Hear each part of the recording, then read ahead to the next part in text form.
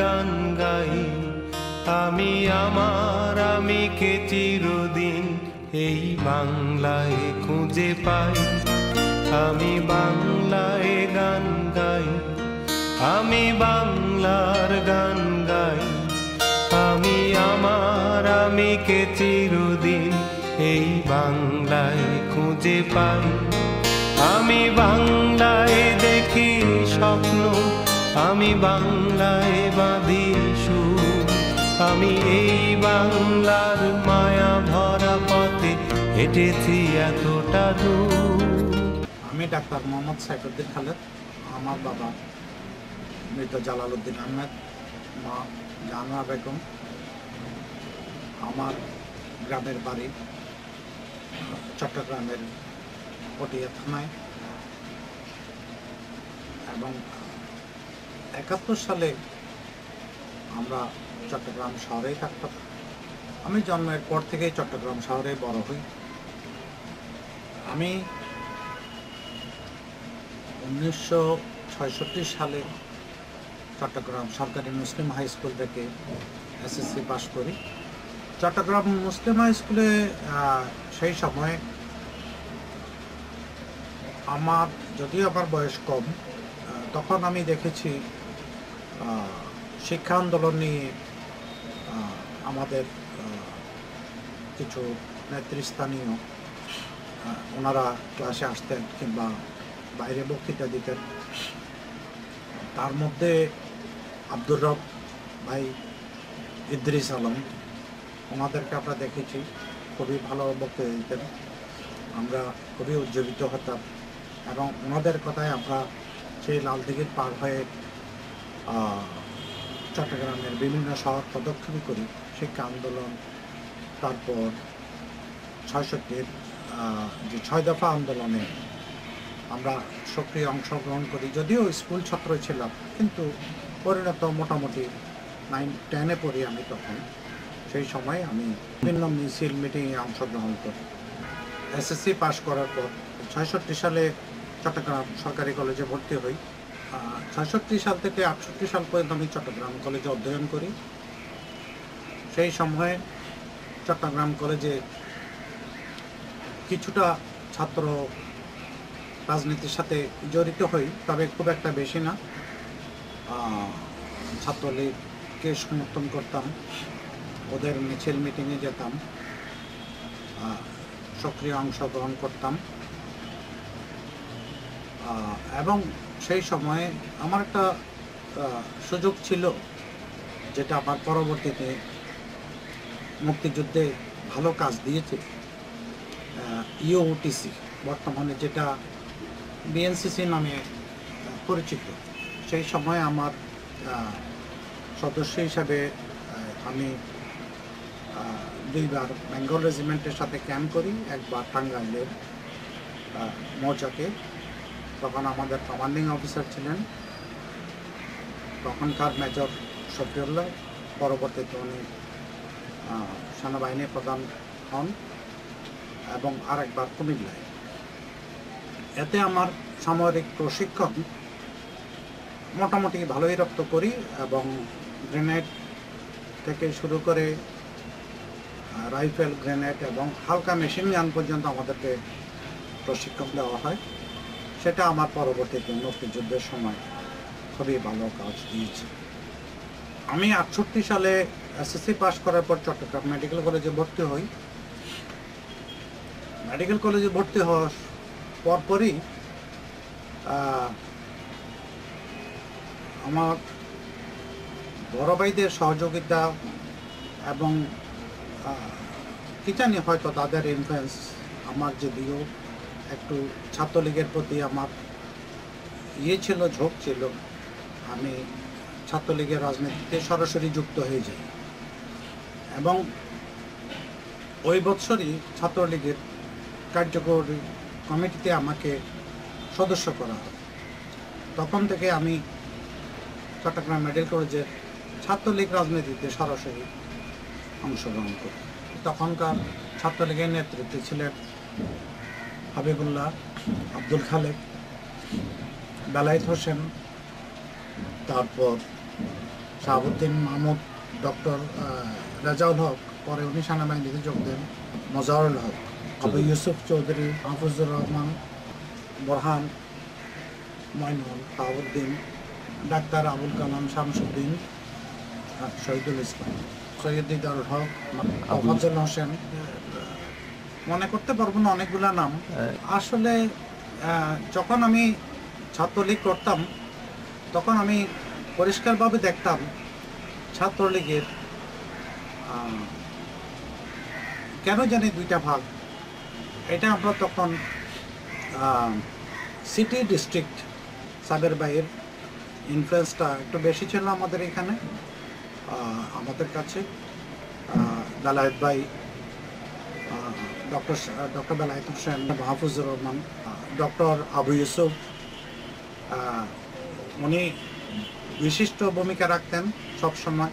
আমি ছিলাম doctor Subhash Das, Shafiullah, doctor Enamul Haque, Ashraf, Zakir, Sunil, doctor গোফরানুল হক, doctor Shah Alam, পরবর্তীতে শাহ আলম বীরুত্তম, এবং আব্দুল ওহাব চৌধুরী, মইনুল ইসলাম মাহমুদ, ডাক্তার সৈয়দ মেজবাউল হক, ডাক্তার বদরুল আলম, তারপর মানিক, ডাক্তার কায়সার, আফজল করিম লাকি, আলী আহমেদ মোল্লা, আবরার আহমেদ। মেয়েদের মধ্যে শামীম আফরোজ, মুস্তিহারা বলু, মমতাজ বেগম, আমাদের এক বছরের সিনিয়র, শেলিয়াপা, তারপর চিত্রা বাউল, হেলেন স্মিথ মিত্র, লিলি আমিন, আয়েশা খাতুন, ওনারা আমাদের সাথে ছিলেন। আর এক পক্ষে ছিলেন বোরহান, সৈয়দ দিদারুল হক, সালাউদ্দিন, ডাক্তার এবিএম জাফরুল্লাহ, ডক্টর আবু শফি আহমেদ আমিন, তারপরে প্রাণগোপাল দত্ত, ওনারা একদিকেই ছিলেন। এইটা কেমন জানি, কিন্তু আমাদের মধ্যে সম্প্রীতি এবং সৌহার্দ্যপূর্ণ ভাব ছিল। আমাদের মতাদর্শ এইটা একটা সূক্ষ্ম ফাটল, যেটা আমরা চাইতাম যে আমাদের বাংলাদেশ স্বাধীনতা ছাড়া আর কোনো মুক্তি নেই। আর ওনারা বলতেন না, আগে স্বায়ত্তশাসন, স্বাধীনতার বিষয়টা আমরা এটা এখন চিন্তা করছি না। এইটাই ছিল আসলে তো এখন মনে করেন সেই সাথে এর পরবর্তীতে আগরতলা ষড়যন্ত্র মামলা, তারপরে অন্যান্য জিনিস যোগ হলো, তারপর এই যে ৬৯-এর গণ আন্দোলন, তখন আমাদের একটাই স্লোগান ছিল, লাথি মারো পাকিস্তান, স্বাধীন করো বাংলাদেশ।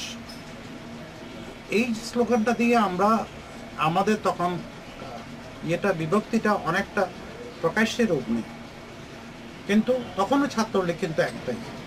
৬৯-এ যখন প্রবল গণ আন্দোলন শুরু হয়, তখন আমরা সরাসরি চট্টগ্রাম মেডিকেল কলেজ, যেহেতু তখন leading college in the city, সেই হিসাবে চট্টগ্রাম মেডিকেল কলেজের ভূমিকাটা ছিল অনন্য।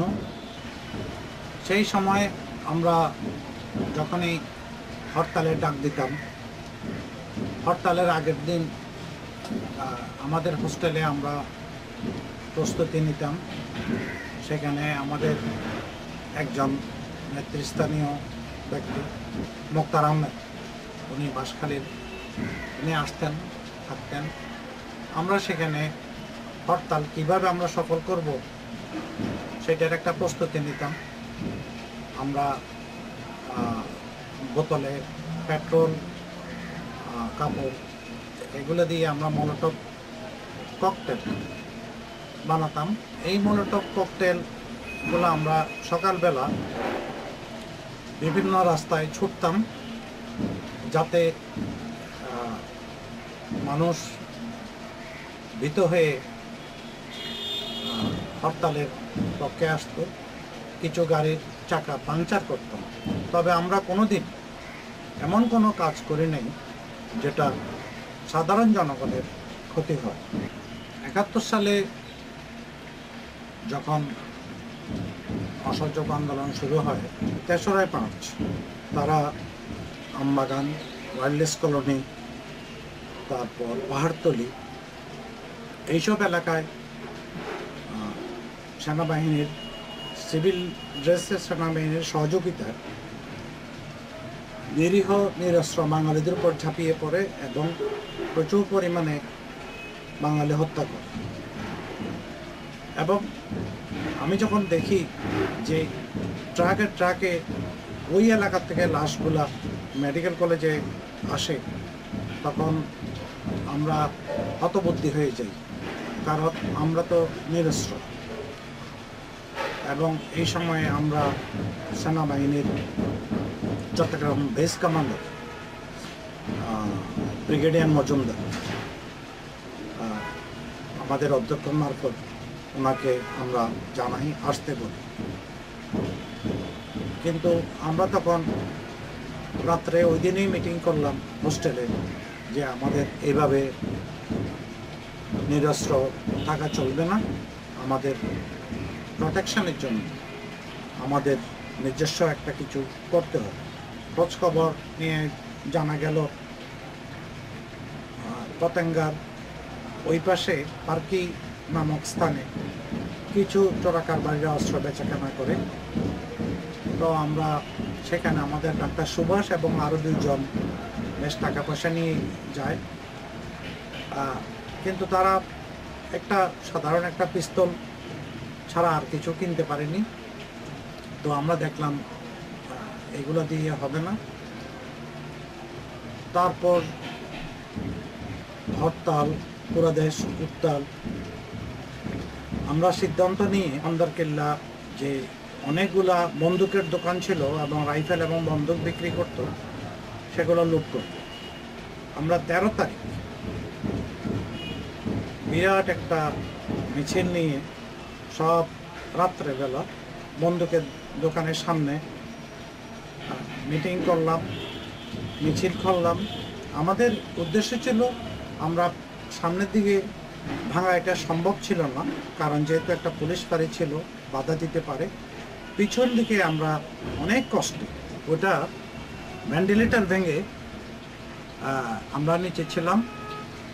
ডাক্তার মাহফুজ, ইঞ্জিনিয়ার হারুন, ওনারা প্রবেশ করেন এবং ভিতর থেকে ভেন্টিলেটর দিয়ে আমাদেরকে অস্ত্রের বক্সগুলা দিতে থাকেন। আমরা আস্তে আস্তে ওগুলা, একটা জিপ গাড়ি ছিল পুরানো মডেলের, জিপে তুলতাম আর হোস্টেলে নিয়ে আসতাম।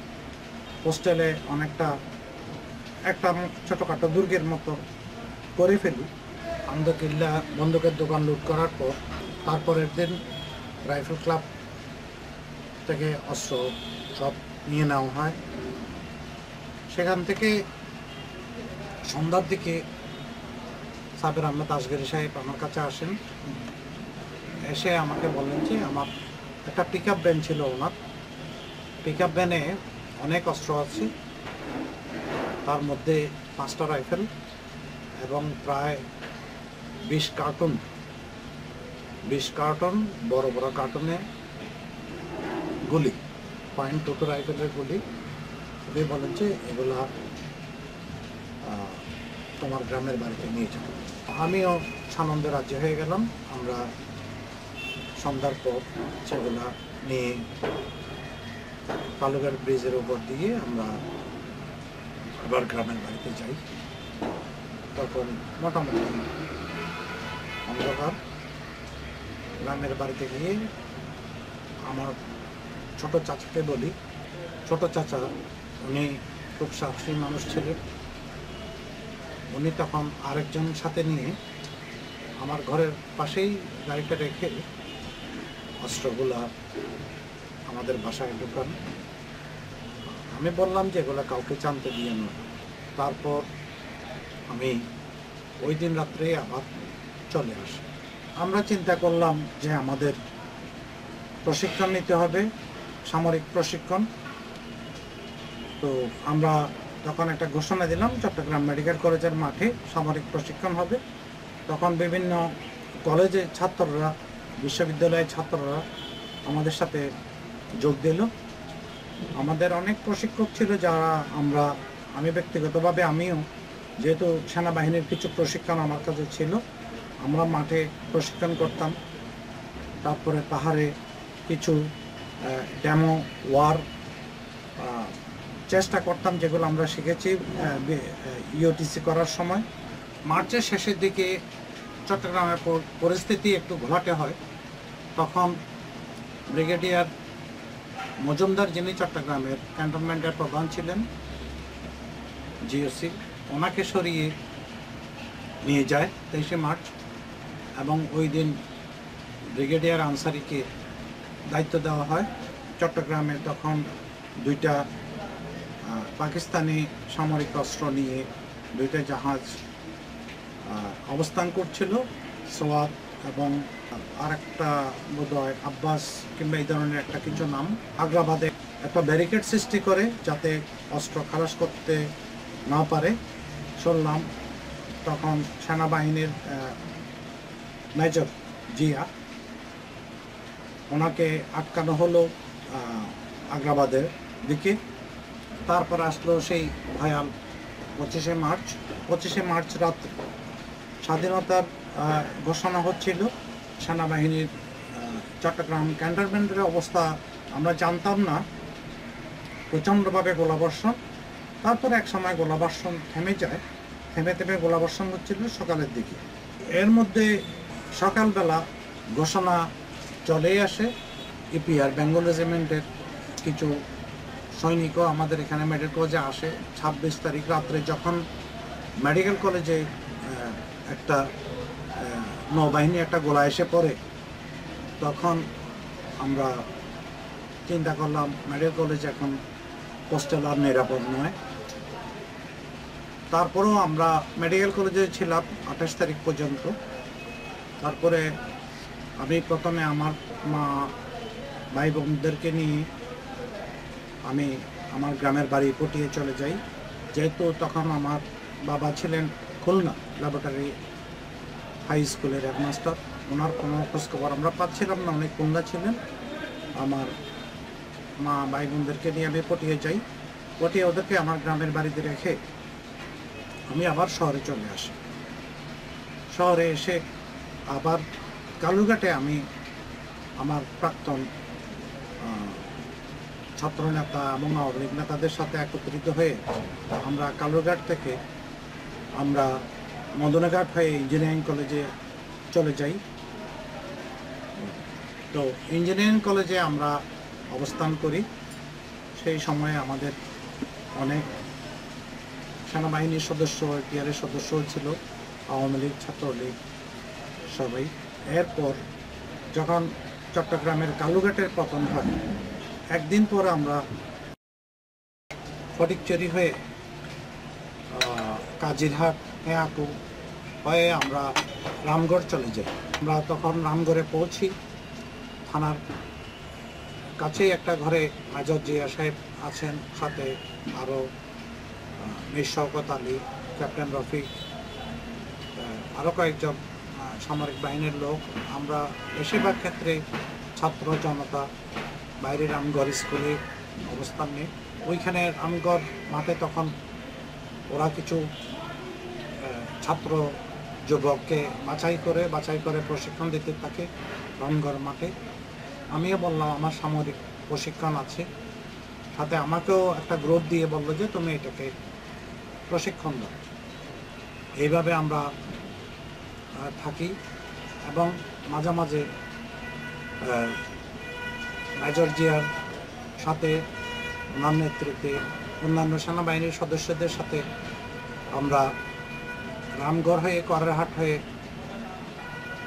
একবার ধুমঘাট ব্রিজটা ওইখানে অপারেশনে আসি। আমরা অবশ্যই পিছনের দিকে ছিলাম।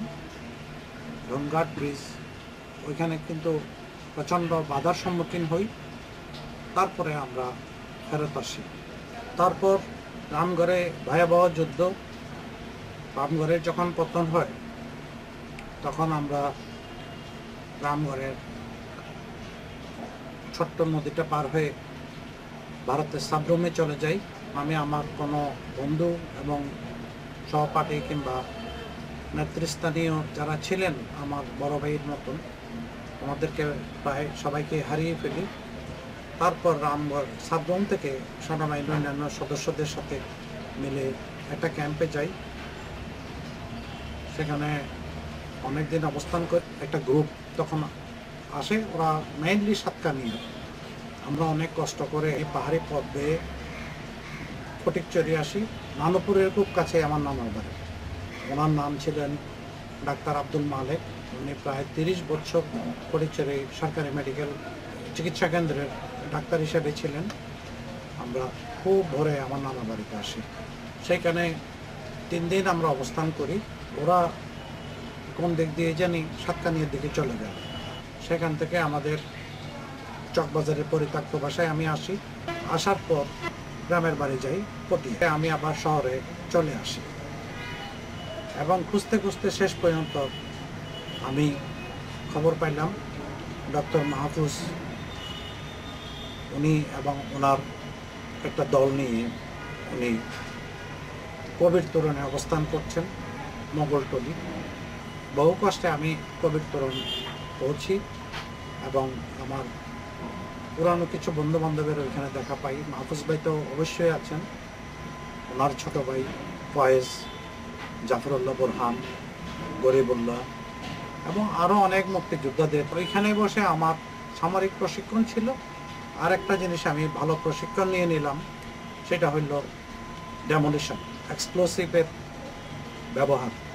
এই প্রশিক্ষণটা আমি ফয়েজ কিছু কাগজপত্র ওরা ভারত থেকে নিয়ে এসেছিল, সেই কাগজপত্র পদার্থবিদ্যার কিছু বিষয় সাথে জাফরুল্লাহ বোরহান ও কৃষি বিশ্ববিদ্যালয়ের ছাত্র ছিল, ওদের সাথে আমার একটা ভালো বন্ধুত্ব গড়ে ওঠে।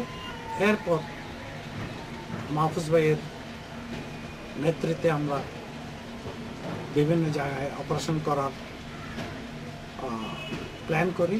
এর মধ্যে আরও কয়েকজন মুক্তিযোদ্ধার সাথে আমাদের পরিচয় দেখা হয়ে যায়, যার সাথে আমার চট্টগ্রাম কলেজের সহপাঠী রবিউল হোসেন কোচি। প্রথম অপারেশন আমাকে করতে দেওয়া হইল। ওনাদের মেইন জিনিসটাই ছিল পাকিস্তানিদেরকে ভয় লাগানো, এবং সেটা যে কোনোভাবে, যেটা গেরিলা যুদ্ধে হয় কি হিট অ্যান্ড রান। তো আমাদেরকে বললো, যেহেতু আমরা ডেমোলিশন গ্রুপে কাজ করতাম, প্রথম আমরা অপারেশন করি আমরা 3 জনে চট্টগ্রামের চট্টশ্বরী রোডে মেডিকেল হোস্টেলের কাছে 11,000 ভোল্টের যে পাওয়ার পাইলন ছিল সেটা উড়িয়ে দেব। তো আমরা 3 জনে মিলে একটা বেবি ট্যাক্সিতে করে আসি এবং আমি ট্যাক্সির কন্ট্রোল নিলাম এবং একদিকে জাফর একদিকে ফয়েজ, 2টা পাইলন ঠিক করে আগের দিন রেখে করে যাই, দিনের বেলা ওইটা ঠিক করে আমরা সেই 2টাকে গোড়া দিয়ে উড়িয়ে দিই, যাতে চট্টগ্রাম শহরের প্রায় বিস্তীর্ণ এলাকা অন্ধকারে ডুবে যায় এবং একটা আতঙ্ক ছড়িয়ে পড়ে। সেখান থেকে সরাসরি আমি আমার 3 জনে আমার চকবাজার বাসায় চলে আসি। ওইটা একটা নিরাপদ আশ্রয় ছিল বাকলিয়াতে। এরপর থেকে আমাদের ধারাবাহিকভাবে অপারেশনগুলো চলতে থাকে। তারপর একদিন ছোটোখাটো অপারেশনের বাইরেও বড় ধরনের অপারেশন হচ্ছে হোটেল আগ্রাবাদের অপারেশনটা।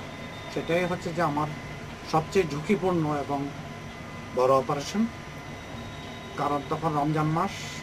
আগ্রাবাদ হোটেল ছিল পাকিস্তান সেনাবাহিনীর সবচেয়ে একটা সিকিউর জায়গা, যেখানে বিদেশিরা অতিথিরা আসতেন জাতিসংঘ কিংবা অন্যান্য জায়গা থেকে, যে তাদেরকে বোঝানো হতো চট্টগ্রাম শহর সবই নর্মাল, এখানে কোনো মুক্তি বাহিনীর লোক নেই। তো একদিন আমরা খবর পেলাম যে সেখানে একটা মিটিং হবে, জাতিসংঘের লোকজন আসবে উচ্চ পর্যায়ে, ওরা অবস্থান করবে এবং রাত্রি 9টার দিকে মিটিং।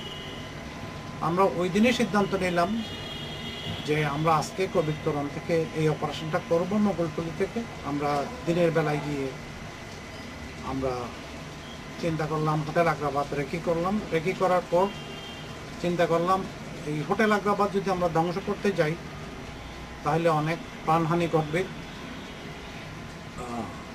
তো কম প্রাণহানিতে যাতে আমরা একটা সফল অপারেশন করতে পারি সেই হিসাবে আমরা বেছে নিলাম আগ্রাবাদের হোটেলের সংলগ্ন সুইমিং পুল সংলগ্ন ওদের পাওয়ার হাউস।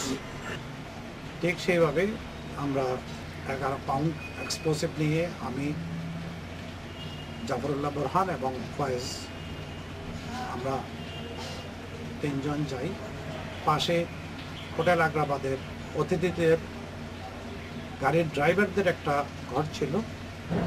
আমার প্রথম কাজ ছিল যে ওদেরকে সামলানো এবং জাফরুল্লাহর ছিল দায়িত্ব ছিল সামনে সেনাবাহিনীর মুভমেন্ট দেখা এবং আমাদের স্কেপ রুটটা ঠিক রাখা।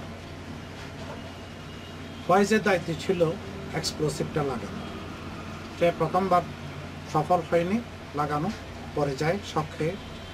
দ্বিতীয়বার লাগানোর পরে সিগন্যাল দেওয়ার সাথে সাথে আমি চট করে গিয়ে ড্রাইভারদেরকে বন্দুকের রিভলভার বের করে ওদেরকে বললাম, তোমরা ভয়ের কিছু নেই, আমরা মুক্তি বাহিনী, আমরা 1 2 3 বলার সাথে সাথে তোমরা এখান থেকে পালিয়ে যাবে। তারপর ফয়েজ যখন আগুন লাগালো, ওটা 3.5 মিনিটের ফিউজ ছিল। আমি ওদেরকে 1 2 3 বলার সাথে সাথে ওরা দৌড় দিল। আগুন লাগানোর পরে ফয়েজ চলে আসলো, আমি, জাফরুল্লাহ এবং সাথে গরিবুল্লাহ ছিল। আমরা ডোবার পাশ দিয়ে এসে সোজা চলে আসি মাদারবাড়ি রিক্সা করে, এবং মাদারবাড়ি কদমতলের মোড়ে আসতেই প্রচণ্ড শব্দে সেই হোটেল আগ্রাবাদের বিস্ফোরণ ঘটে এবং আমরা মাদারবাড়ি এসে আব্দুল আহাদের বাড়িতে উঠি। সেখানে মাহফুজ ভাই অবস্থান করেছিলেন। তো রাত্রে সেখানে কাটাই। এরপর পুরা শহরে এটা একটা আলোচনার বিষয়, এবং কারণ এত শক্তিশালী একটা বিস্ফোরণ শহরের এত নিরাপদ জায়গা হোটেল আগ্রাবাদ ঘটাতে ওরা খুবই বিব্রত ছিল। এবং ভাগ্যক্রমে ওই দিন অপারেশন রাত্রে ওইটা ঘটার পর সকাল 10টায় হোটেল আগ্রাবাদ এলাকায় আরেকটা গ্রুপ সেটা একটা ট্রান্সফরমার উড়িয়ে দেয় অর্ধেক। তো এই দুইটা ঘটনা, সন্ধ্যায় একটা, সকালবেলা আরেকটা, তো এটা বেশ ভীতি সঞ্চার করে। এটাই ছিল একটা বড় অপারেশন। এই যে বিভিন্ন অপারেশন, যেহেতু পরিবারের সাথে কোনো যোগাযোগ ছিল না, বাবার কোনো খোঁজ পাচ্ছিলাম না, সবারই একই অবস্থা, আমরা শহরে অবস্থান করে বিভিন্ন অপারেশন করতাম। বাংলাদেশের মানুষের যে একটা সহযোগিতার হাত, সবাই আমাদেরকে মোটামুটি এলাকার যেখানে থাকতাম ওরা মুক্তিযোদ্ধাদেরকে অসম্ভব সম্মানের চোখে দেখত। ওরা আমাদেরকে কেউ খাওয়া, কেউ মাংস, কেউ ভাত কিংবা কেউ চাল ইত্যাদি সাহায্য করত। কিন্তু এইভাবে আর দিন যায় না। একদিন মাহফুজ ভাইকে বললাম, মাহফুজ ভাই, দিন তো আর কাটে না, আর কতদিন এইভাবে চলবে? উনি বলেন যে ঠিক আছে, একটা কিছু ব্যবস্থা করতে হবে টাকা পয়সার জন্য। তো এর মধ্যে একদিন একজনে খবর দিল, একজন, উনি চিকিৎসক, মুসলিম লীগের সমর্থক ছিলেন এবং পাকিস্তানপন্থী, ওনার অনেক টাকা পয়সা আছে এবং মুসলিম লীগের খুব একটা ইনফ্লুয়েন্সিয়াল নেতা। তো চিন্তা করলাম যে আমরা ওনার বাসায় রাত্রেবেলা হানা দিব, যদি কিছু টাকা পয়সা পাওয়া যায়, কারণ এমনি তো মুক্তিযোদ্ধাদের উনি সাহায্য করবেন না। তো ঠিক সেই হিসাবে আমরা একটা প্ল্যান করি। আমি যেহেতু মেডিকেল স্টুডেন্ট, আমি কিছু ভান করলাম রোগী হিসাবে। আর ফয়েজ আর জাফর ওরা আমাকে একটা রিক্সা করে রাত্রেবেলা, উনি যখন চেম্বার থেকে ফিরলেন রাত্রেবেলা আমাকে নিয়ে গেলেন রোগী হিসাবে। আমি অ্যাপেন্ডিক্সের প্রচণ্ড ব্যথা কাতরাচ্ছিলাম, মানে ভান করা। উনি কিছুতেই দরজা খুলবেন না, উনি দরজার ফাঁক দিয়ে দেখে আমাদেরকে বলেন যে আচ্ছা আসো দেখি। তো ঢুকলাম, ঢুকে মোটামুটি অবস্থান দেখে নিয়ে আমরা চট করে, আমি যখন উনি বলেন তোমার অ্যাপেন্ডিক্সের ব্যথা কোথায় দেখাও, না তোমার ব্যথা পেটের ব্যথা কোথায় দেখাও, তখন আমি শার্টটা খুলে ওনারকে আমার পিস্তলটা দেখিয়ে দিলাম। ওইটা দেখেই উনি আটকে উঠলেন, বলে যে এটা কি? আমি বললাম যে বাবা এইটা অ্যাপেন্ডিক্স, এখন আপনি এবং সবাই হাত তোলে, আমরা যা বলবো এর বাইরে কিছু করবেন না, করলে মাথা উড়িয়ে দেব। তারপরে আমরা মোটামুটি ওনার ছেলে মেয়ে ছিল বাসায়, ওদেরকে এক জায়গায় জড়ো করলাম। এবার বললাম যে টাকা পয়সা কি আছে আমাদেরকে দিয়ে দেন, শুনলাম আজকে ব্যাংক থেকে অনেক টাকা এনেছেন। উনি বললেন যে আমাদের কাছে কোনো টাকা নেই, তোমরা দেখো। ওনার স্ত্রী আমাদেরকে বললেন তোমরা সব জায়গায় দেখো। দেখার পর আমরা আসলে ওনার সিন্ধুক বাক্স কোথাও টাকা পয়সা পাইনি, কিন্তু হঠাৎ করে একটা কাপড় টান দিতে আলমিরার থেকে দেখলাম যে অনেক টাকা, এবং কাপড়ের ভাঁজ থেকে টাকা পড়লো। তো টাকাগুলো নিয়ে আমরা এর মধ্যে ওনার টেলিফোনের রিসিভারটা তুলে ফেললাম, মাইক্রোফোন, যাতে উনি কোথাও ফোন করতে না পারেন, ওইটা আমি পকেটে নিলাম।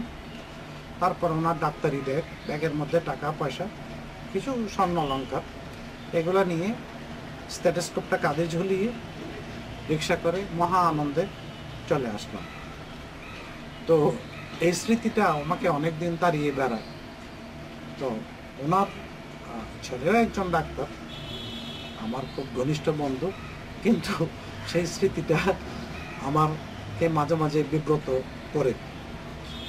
তো এরপরে মোটামুটি মাহফুজ ভাইয়ের হাতে দিলাম, আমরা বোধহয় তখন 1010-12 টাকা এবং কিছু অল্প কিছু কয়েক ভরি স্বর্ণ অলঙ্কার পাই। পরবর্তীতে আমি আমার চকবাজারের বাসায় অবস্থান করতাম, বর্তমানে যেখানে গনি কলোনি, সেটা আমাদের জায়গা ছিল। সেই শেল্টারে বিভিন্ন জায়গা থেকে মুক্তিযোদ্ধারা আসতো এবং অপারেশন করতো। একদিন চকবাজারের চেয়ারম্যান ছিল বাচ্চু মিয়া, উনি মুসলিম লীগের সমর্থক এবং ওইখানকার শান্তি কমিটির প্রধান। লোকটা একটু দুষ্ট প্রকৃতির ছিল। তারপর একদিন আজিজ খুরশিদ ওরা বলল যে একে মারতে হবে। তারপর ওর অনেক বডিগার্ড ছিল। তারপরে একদিন সন্ধ্যায় মাগরিবের নামাজের সময় আমি বাসায় অবস্থান করছিলাম, আমাকে জানানো হলো যেন বাসা আমি থাকি। তখন দেখি যে মাগরিবের সময় একটা আওয়াজ হলো স্ট্যান্ড গানের। একটু পরেই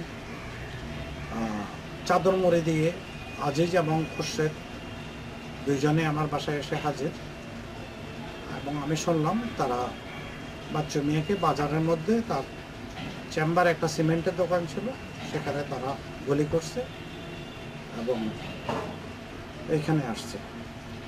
তো আমি বললাম যে আজকে যেহেতু এই জায়গায় থাকা নিরাপদ হবে না, নিশ্চয়ই কেউ না কেউ তোমাদেরকে ফলো করছে, চলো আমরা আজকেই চলে যাই।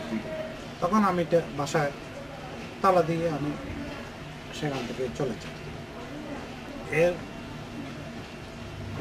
নভেম্বরের শেষের দিকে চট্টগ্রাম শহরে একটা যৌথভাবে অপারেশন হয় ভোরের দিকে। একই সময়ে সেই কালুঘাট থেকে পতেঙ্গা পর্যন্ত একসাথে অনেকগুলো বিস্ফোরণ ঘটানোর একটা প্ল্যান করা হয়। তো এলাকা ভিত্তিক, যেহেতু আমি চকবাজারে থাকতাম, আমাকে দায়িত্ব দেওয়া হলো চকবাজার প্যারেড গ্রাউন্ডের পূর্ব দিকে যে পেট্রোল পাম্প আছে সেটা আমাকে উড়িয়ে দিতে হবে। আমার বাসার পিছন দিকে একটা খাল ছিল, খালটা পার হইলেই বাসের উপর দিয়ে পেট্রোল পাম্পটা, বলছে এটা তোমার জন্য কাছেই হবে, এটা তোমার।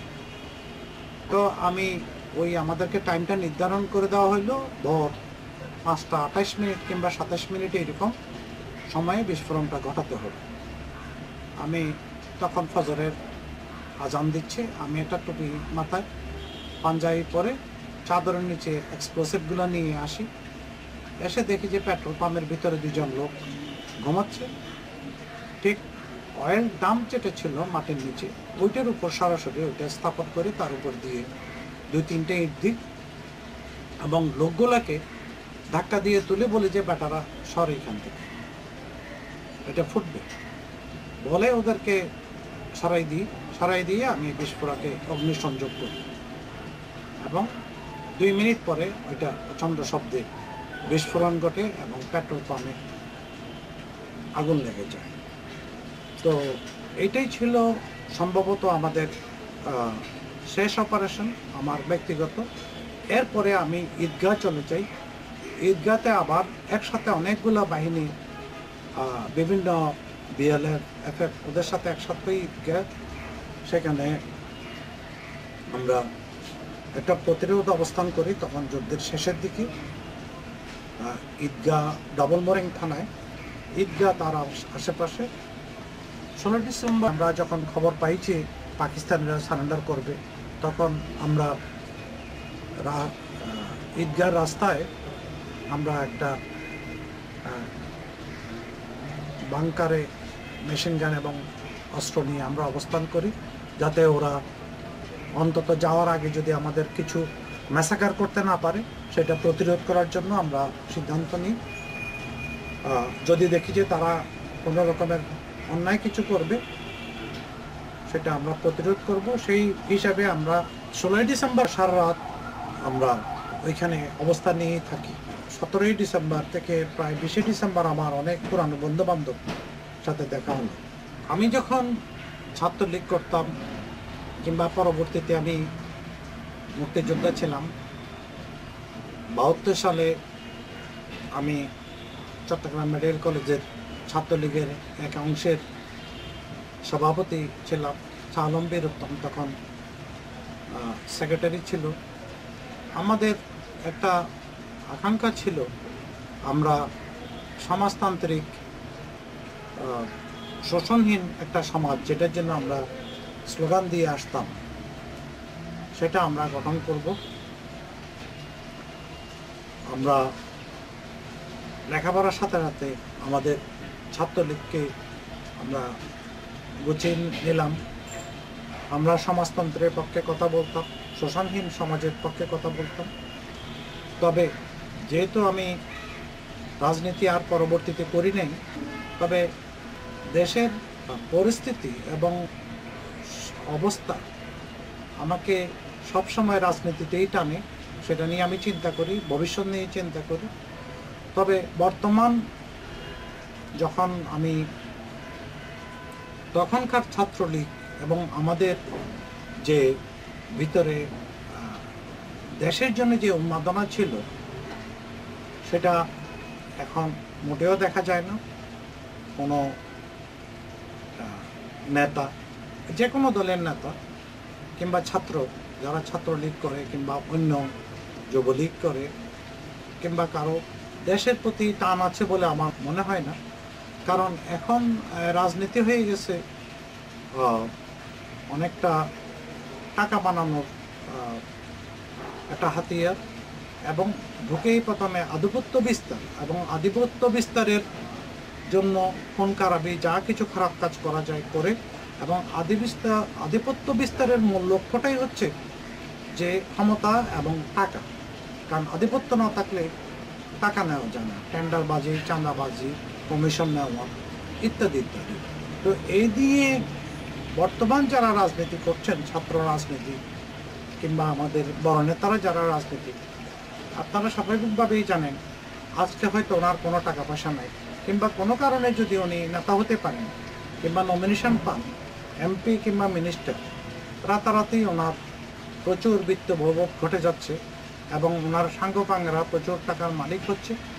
কিন্তু ন্যায় বিচারের অভাব থাকায় এদের কোনো দিন বিচার হয় না, এবং বিচার না হওয়ার কারণে, বিচারহীনতার কারণে আজকে দেশের ঠিক খারাপ পরিস্থিতির দিকে যাচ্ছে। তবে আমি একেবারে নিরাশাবাদী নই।